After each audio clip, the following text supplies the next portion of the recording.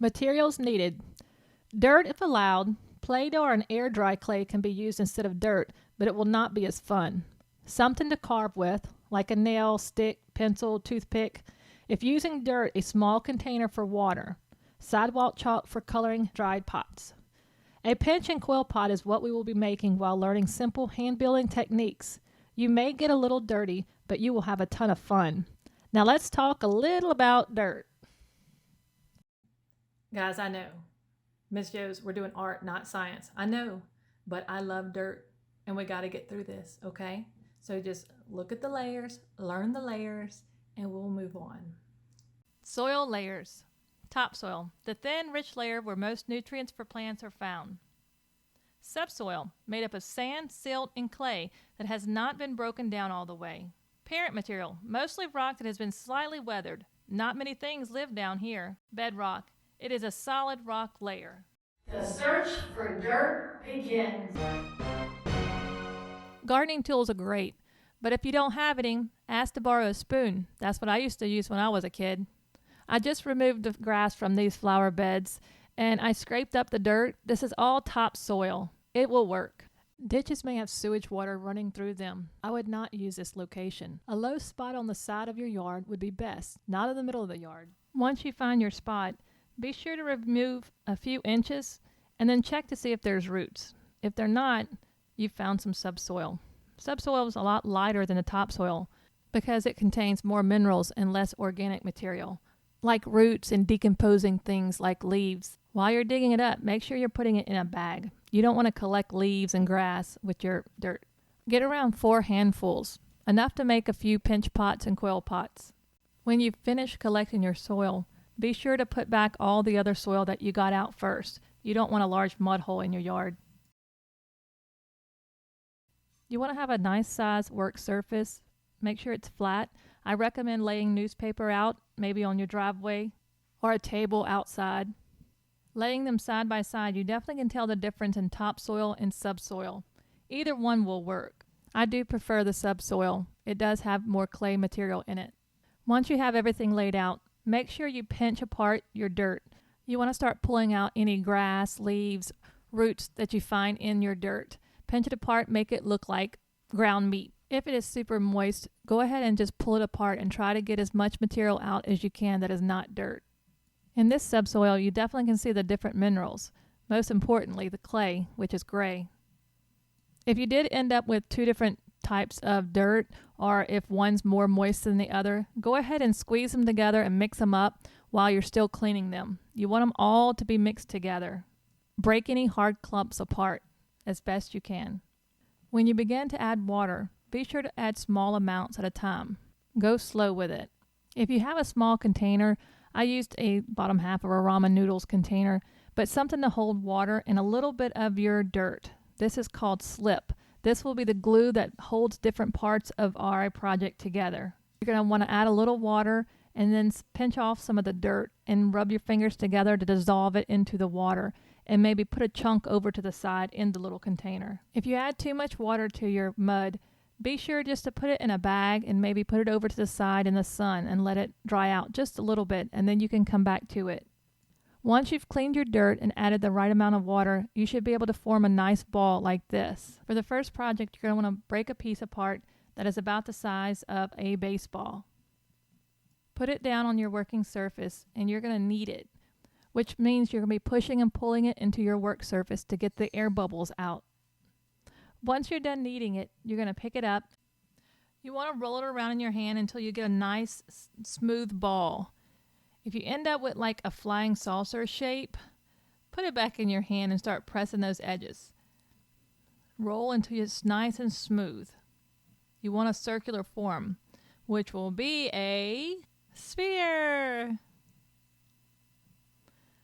Okay, now you're going to put it down on your work surface. Stick your thumbs down into the center, and you're kind of just going to squeeze and pinch with your fingers. Be sure that your fingers don't go through the bottom. You want the walls and the floor of the pinch pot to be about the same width. I wouldn't go any thinner than a half an inch. Once you have your walls constructed and the pot's about where you want it, You can lift it up off of the surface.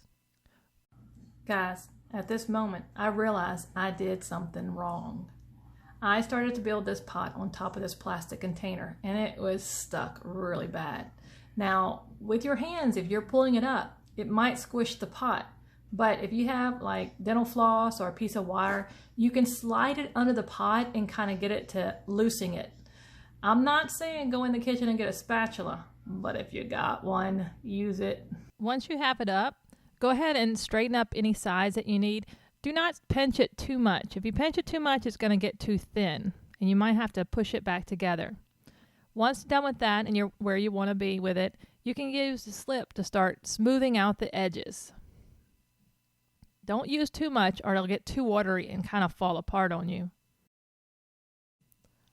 Once you're done with it, you can go place it in the sun to dry.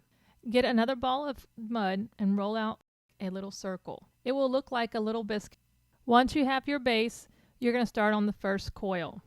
You're going to get another piece of mud between your hands and you're going to roll it out like a snake.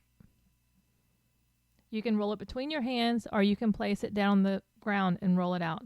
When rolling it out, be sure to keep the coil the same thickness.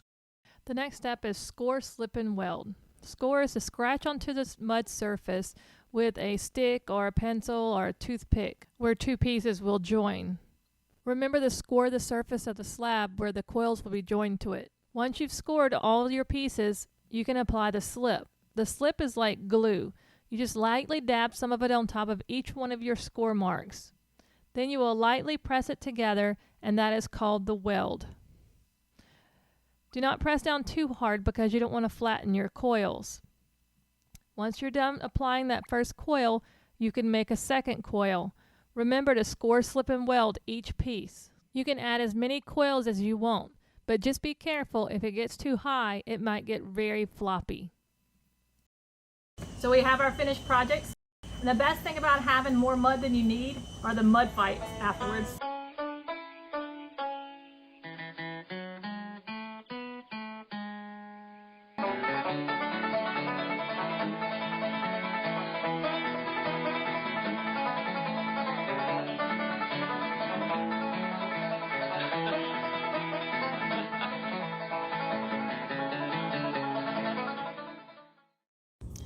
Guys, now that we're done, I'm going to show y'all the difference. This little hut that I made, it was 2 pinch pots I stacked on top of each other.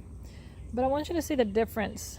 This was something you can add slip to this to get rid of these little cracks if you need to. This is like a little bitty one I made, but it's already dried out. But you can add more slip to this if you would like. And these I just carved on with a nail. You've got to wait till they dry out just a little bit. This one is actually in 2 different phases of drying. You can see the 2 different colors up here. And if you see this, when I carve, this is a lot easier to carve. But the house is a lot more vulnerable to be broken. Now this is a little harder. Whoop. If I carve this, I have to press down a little harder too.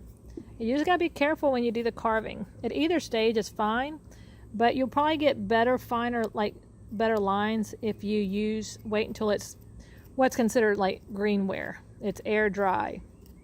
We're not gonna be able to fire these because I don't want y'all playing with fire. I may fire mine later just to show y'all a different video. And also the seeds that I planted in here, I'm gonna let them see if they'll sprout. You might have to put a plastic container down in there and then dirt. I did realize that this dirt, it dries out really fast in a mud container. So you might have to put a plastic container and then put dirt into it.